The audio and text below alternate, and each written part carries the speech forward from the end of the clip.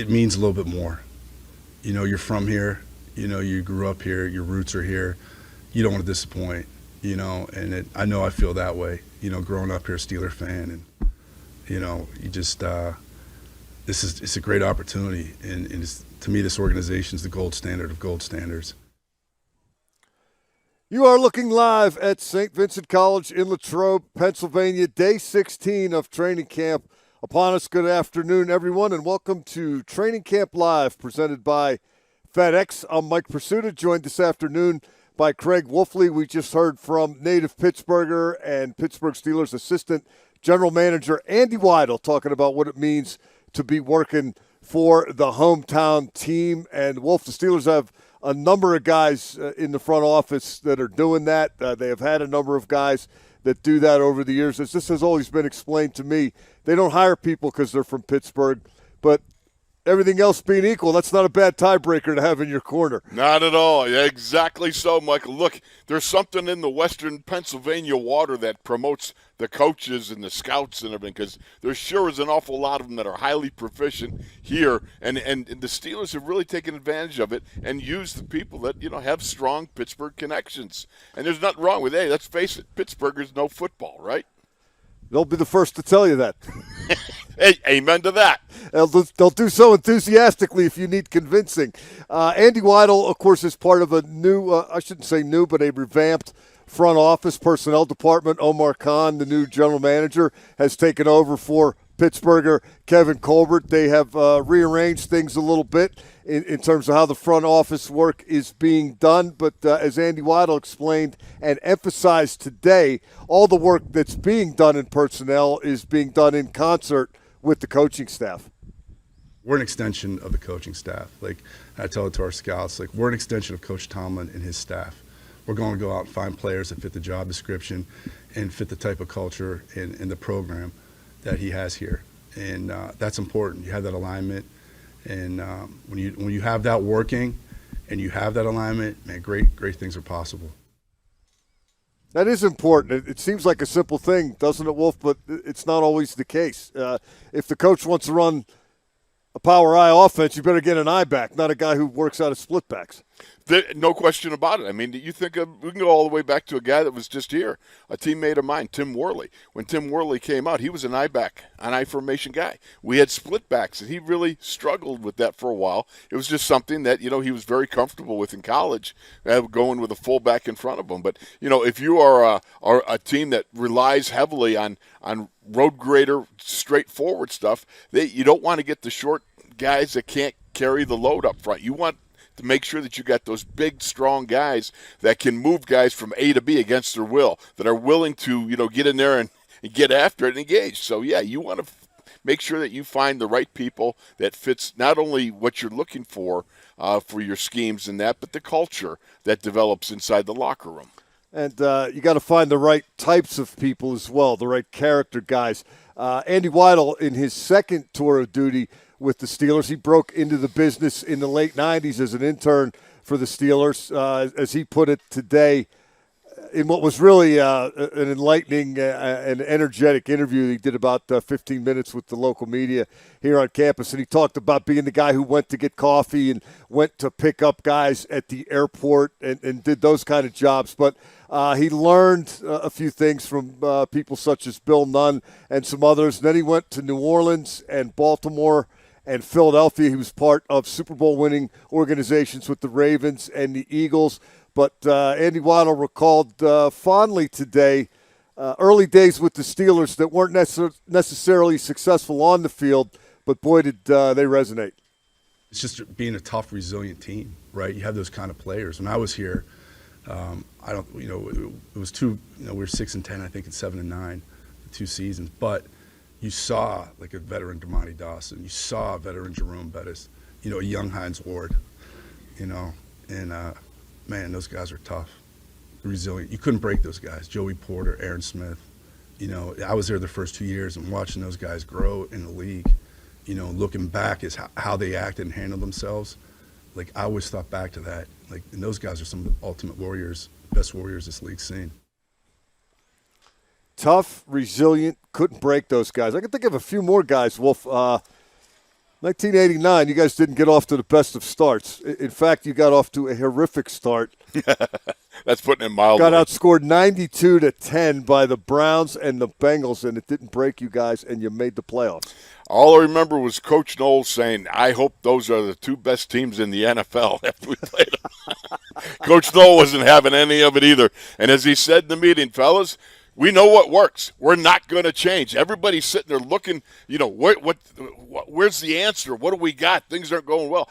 But he just said, we're going to stay with what we know. And that's what part of coaching is all about, knowing who you are, knowing the type of people you got to bring in, and making sure that your culture is fairly represented in the people you bring in when you bring them in. And that was one of the things Andy talked about as well today. I asked him about his time with the Ravens and the Eagles, and what did he see, if anything, that was that had commonality between those two Super Bowl winning teams. And he said that toughness and that ability to withstand blows, injury, loss to injury, whatever adversity may come up. And the veteran guys got to lead the young guys, and you got to care for each other. Absolutely. There is a bonding that starts with being right here in training camp with a last man standing sort of attitude. And the fact is, the older guys, the mentors, have to bring along the younger guys, the mentees. And that's part of the culture of your locker room. And you develop this lineage that exists from the locker room and runs straight through, which it did from my time to back with Jerome Bettis. And, it's like, that's who they are. That's what they bring in. They bring in these guys that are, as Andy was talking about, you can't break them. I mean, I think about the John Kolbs, the Mike Websters, the Tunch Ilkins, the Larry Browns. Those guys, those were strong, tough, very tough individuals. They didn't bend. They didn't break. A lot of times at the end of the game, you're always talking about the fact, look, we never lose a game. We just run out of time sometimes. You always expected to win.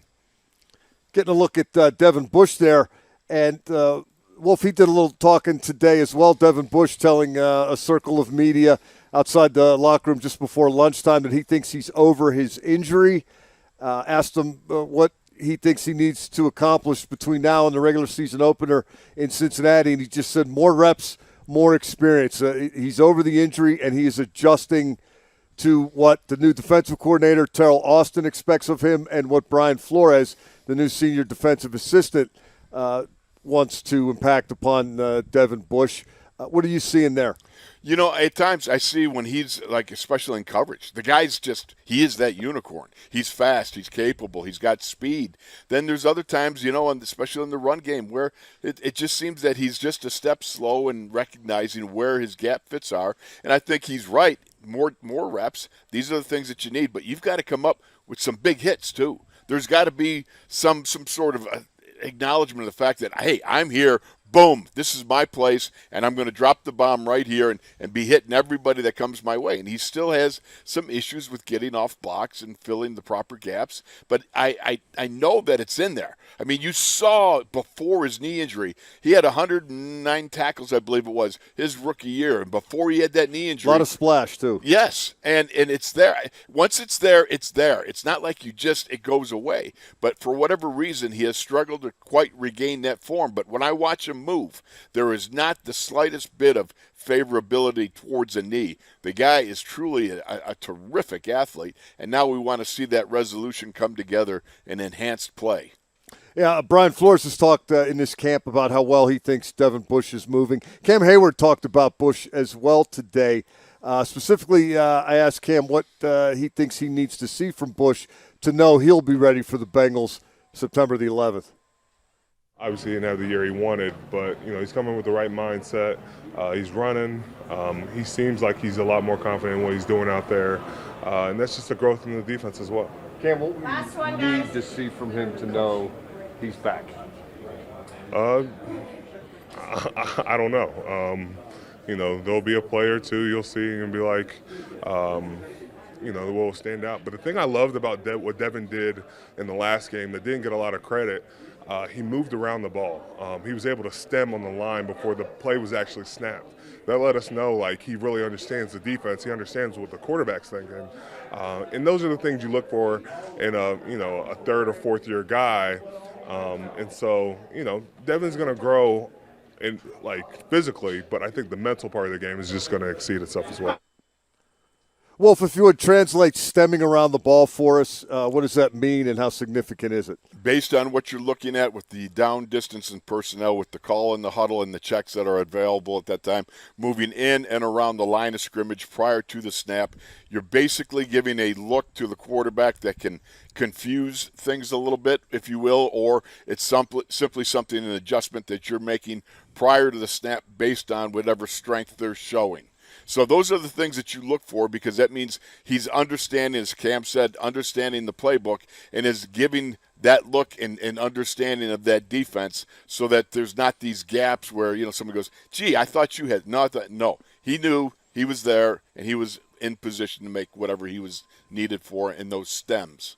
So as you watch this process unfold and the weeks go by and you see Devin Bush is running well and now he's stemming well and understanding and reacting, the rest, is it a reasonable expectation that the rest will follow? That's what we're hoping to see. The reasonable expectation is he starts putting more people in the dirt, okay, knocking them down, making some plays as he moves along. A guy with this much athletic ability and capabilities, with that sort of unicorn type of, athletic ability, it's bound to happen. If you regain that form, we saw it again before the knee injury. He made big plays. He was in position to do the things that he needed to do to be part of that defense and have that run-stopping ability, and yet could cover tight ends down the field. We got to see it again, and part of that is making sure you dot the I's, you cross the T's, making sure that you're in position and each and every play, and making sure that you know the calls and are making the calls and relaying them, so that you're part of the communication process and not a part of the hindrance of communication. A couple of transactions to get you up to speed on as well today. Safety Carl Joseph and wide receiver Anthony Miller have been placed on the reserve injured list. Their seasons are over. And Wolf, both of those guys, I think, were making an argument that they should have been strongly considered for the final 53. There's no question that Anthony Miller was making great strides. Think about him and Trubisky together in Chicago, now together in Pittsburgh. There was an understanding there. There was a familiarity. There was a, that sort of confidence built by repetitions in both places. And Carl Joseph was a guy that I've always been a fan of his. WVU product. Come up, I thought he was a banger his senior year and did some good work when he was with the Raiders and so forth. And I've always thought that, the guy had ability and he was a good tackler. And it's unfortunate for both men that as they were making strides and looked to be securing possibly a place for themselves on the roster, that they would have to suffer a season-ending injury. That's really hard to take when you're in training camp. That's a long year you're looking at with those injuries. And a lot of time you put in getting ready for this to get to this point, and then it's gone in you're training, you're sweating, you're running, you're lifting, you're watching your diet, for crying out loud, right? What's that like? I don't know. Me neither. So, I haven't done very much of it up here, I can tell you that. As you can see, you and I have not been quite following that same sort of game plan. But, that's what these guys have been doing. And they also serve who sit and talk. So yeah, that's right. That's right. We got that going for us. But, the fact is that's what results now. You get hurt now, and you're looking at a whole year of having to rest, relax, rehab, and then reload. And it's a tough thing, a tough pill to swallow. You saw some other transactions up there a moment ago as well. Rosters had to get down to 85 today. So the Steelers have waived defensive tackle Doug Costin, offensive tackle Jake Dixon, punter Cameron Nazilek, and center Chris Owens. That coupled with the two IR moves reduces the roster by 6, so they had another spot available. That has been taken by the signing of William Dunkel. He's a guard out of San Diego State, 6'5", 330, undrafted rookie who was initially signed by the Philadelphia Eagles. I wonder if he's in town and he's actually here. We saw yesterday the move that the Steelers made, and the guy ended up practicing. And the same thing happened last week with the name is escaping me momentarily, but these guys get here and they get thrown out there and, hey, get after it. Was it Rashad? Yes. Okay. There you go. Boy, that's a victory on my part. Okay, so you get thrown in. What happens? You show up today, and all of a sudden you get thrown in with the guys. It's got to be tough, but they got to be excited. You sitting there going, I have another chance. I'm getting that chance to display what I'm capable of doing. And so any opportunity to be able to get yourself on film, to get your resume out there, as Mike Tomlin calls it, that's another opportunity to be excited about, to try and make sure that you secure any opportunity you got to make this team. Because between practice squads and then the regular 53-man roster, I mean, gadzooks, there's opportunities there to be had. Missy Matthews is down on the field. She'll be handling the wrap-up show.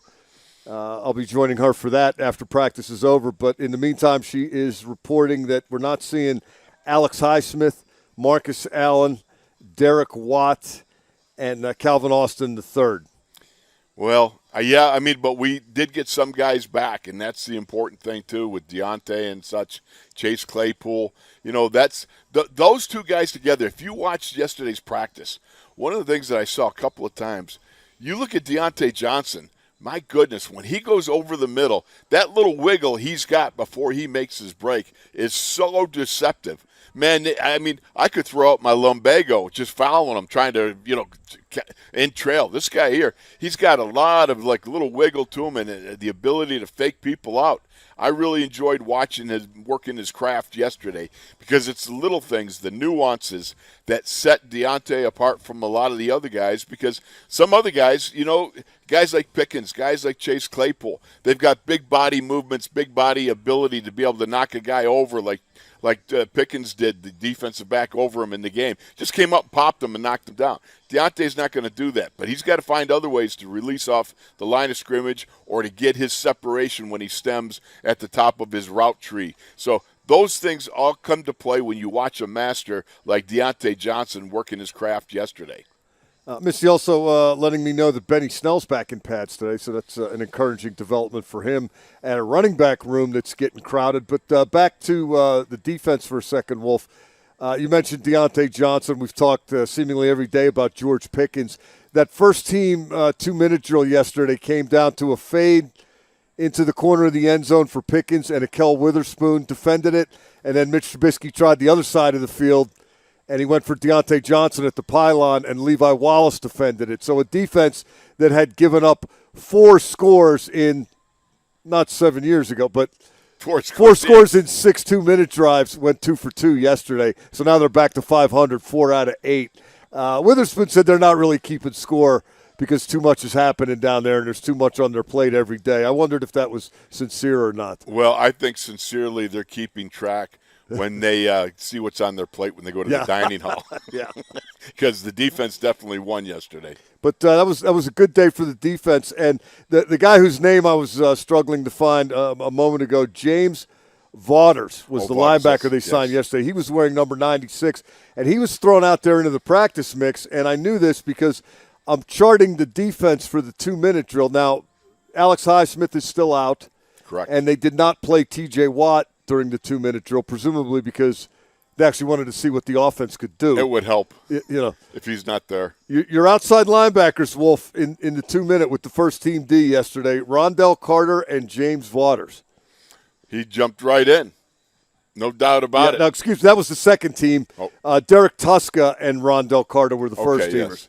Tuska is getting the lion's share of the Highsmith reps. Right now, in all likelihood, he's got the leg up as far as being the replacement for those two guys, that being T.J. Watt and Alex Highsmith. He's a guy. He's a solid NFL linebacker. He's not going to be the guy that terrorizes like T.J. Watt. He's not got the quick first step like you see Alex Highsmith.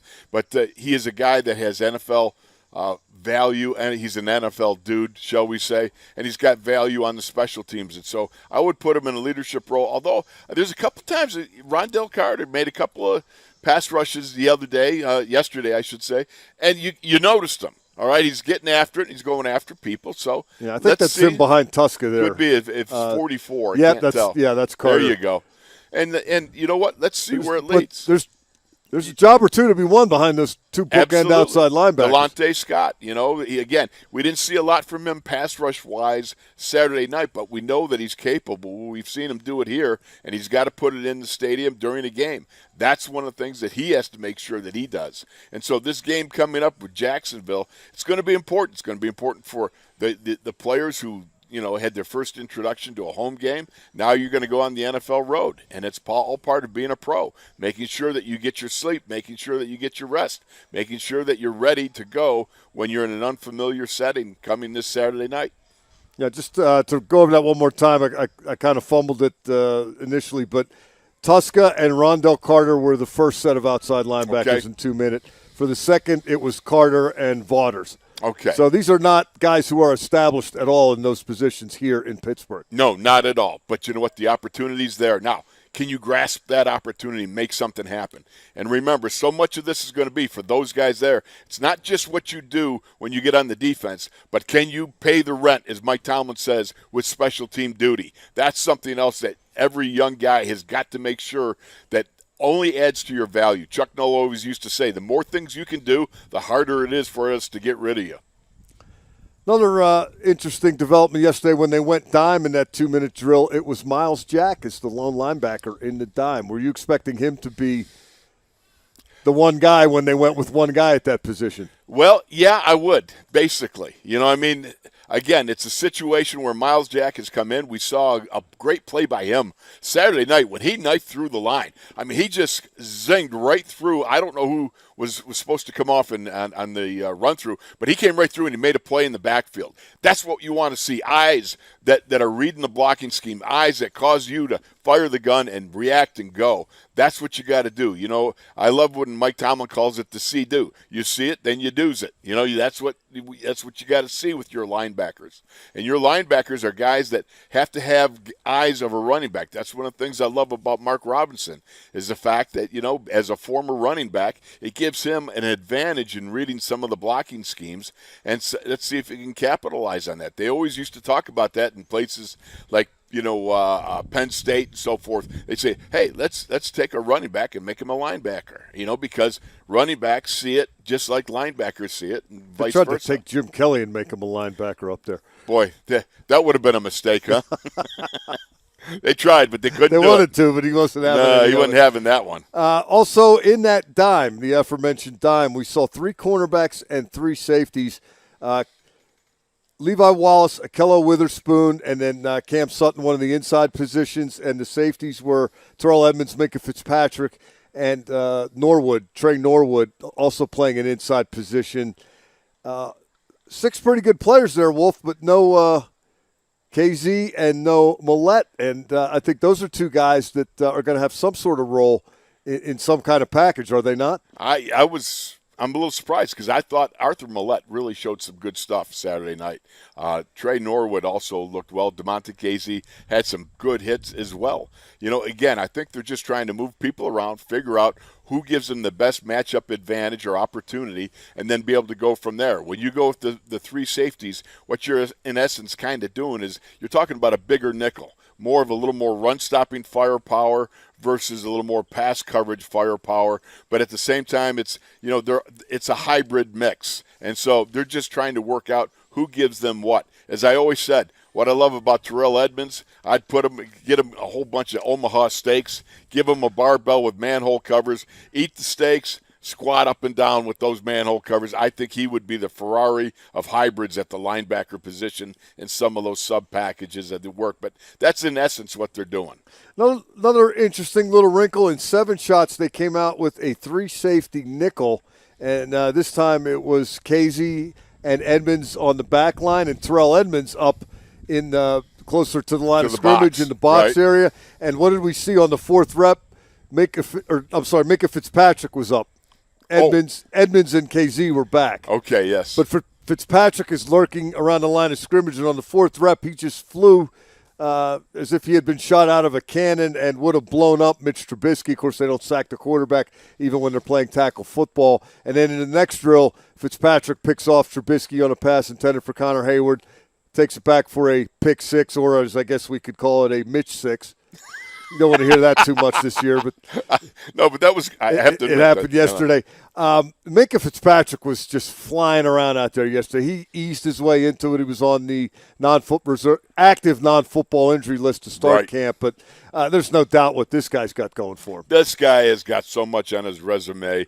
I mean, his pedigree is unquestionable, and he's been a big play guy ever since he got here. And I know that some of his big plays have dropped off due to the fact you move him around a little bit, or quarterbacks go, oh, there's 39. I'm going to go to the other way, okay? I mean, that's, in essence, when you develop that sort of reputation, it's something that precedes you and is going to give you less opportunities to make the big plays if, indeed, that's what's happening. And I think that Minka, his growth process and understanding from the back line, he is like having a coach out there. When you talk to him about some of his responsibilities and his ability to communicate and make sure everybody's lined up correctly and getting the job done, it's outstanding. And then you put him near the line of scrimmage, the guy does an awful lot of good. But again, I'm also in favor of Terrell Edmonds too, because you know that this guy does very, very well around the box. And so I wouldn't be surprised that in essence, if you can alternate those safeties and be fluid within a single play, whether it's free safety, strong safety, hybrid, that sort of thing, it gives you more and more opportunities to be able to capably match up in whatever it shows. Terrell Edmonds is back. He was in unrestricted free agency for a while and ended up coming back to the Steelers.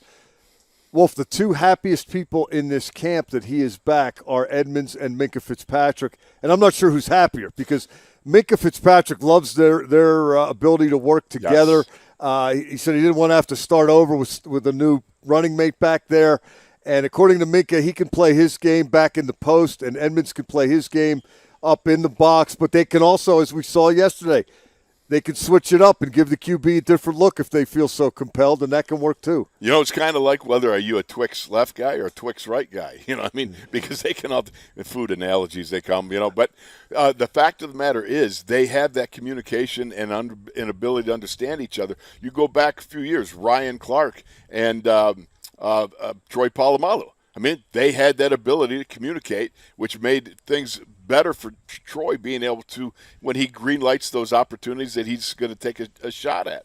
That's what you want to see. Minka's of the same sort of genre as Troy Polamalu was. Maybe not quite the same hair and not the same results yet. But you know what? It's still young in Minka's career, and Terrell Edmonds is a solid, steady-state, strong safety who can play in the box or give you that more of a cover attitude deep at this free safety spot.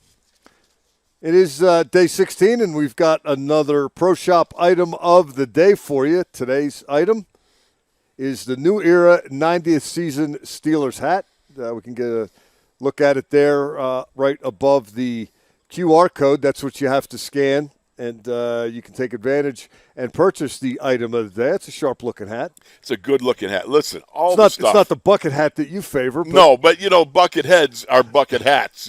Bucket hats are made for bucket heads. That's not a bucket head one. That's more like, I think that'll fit you, buddy. Wolf, last thing for you. We've got another 2-minute drill on the schedule for today. What are you looking forward to seeing as the Steelers continue driving it toward the end of their time here at Saint Vincent College and towards preseason game number 2 on Saturday night in Jacksonville? I think number 2 is one of the things I want to see because I don't believe Mason got much of, if any, reps. I don't know if he got any reps during the 2-minute timeout yesterday. He did not. All right, so I would think that number 2 would be up. I also would think that, it's about time that we start to hear some noise from Chase Claypool. All right, how about some big noise from Chase? I still look at this young man, I think this guy's got skills. He's got some monster skills. Now it's up to him to start raising the stakes and showing that he's capable of the big play stuff like what we all think. Because, again, I look at that and I see what he's capable of doing. Physically, you match him up with a Pickens and with a Deontay. Miles Boykin, who's also put in some very good reps, Michael. I like this receiver group. I think there's a lot of competition there. And I love what Mason did. Let me tell you something. You want to talk composure? You go in that stadium and you get the ball strip sacked off of you and you recover the ball, first play, and 2 plays later, you make the throw of the night. That's confidence. That's a resourceful mind that says, I'm not at all disturbed by this. I'm going to go about my business and get the job done. That's veteranship, and that's just psychological warfare that you play on yourself and you overcome. That's going to do it for us. Don't forget, I'll be joined by Missy Matthews following practice for the wrap-up show. That's presented by the UPMC Health Plan. For Craig Wolfley, I'm Mike Prisuta. Thanks for finding us today. You've been watching Training Camp Live, presented by FedEx.